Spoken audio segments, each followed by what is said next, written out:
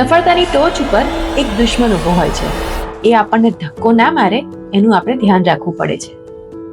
દરેક સફળ માણસ ધીરે ધીરે કોન્ફિડન્ટ થવા લાગે છે અને એ કોન્ફિડન્સ ક્યારેક એરોગન્સમાં બદલાઈ જાય છે.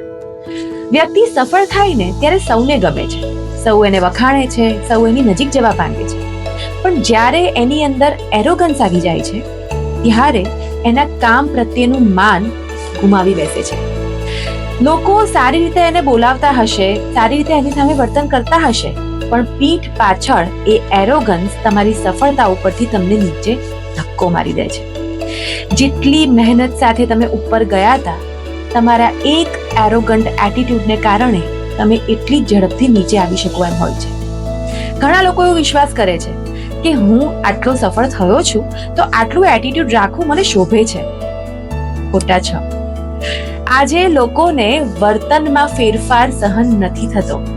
તમે જો સારી રીતે બોલાવશો, રૂટેડ રહેશો તો જ તમારી સફળતાની કિંમત છે. નહીતર સફળ થવા માટે આજે દરેક વ્યક્તિ દોડી રહ્યું છે અને મોટા ભાગના લોકો ક્યાંક ને ક્યાંક સફળ થઈ જ રહ્યા છે.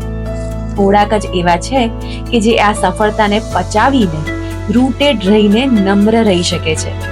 એટીટ્યુડને પોતાની ઉપર સવાર નથી થવા દેતા. આઈ હોપ તમે પણ એમાંથી જ એક હોવ, હે ને?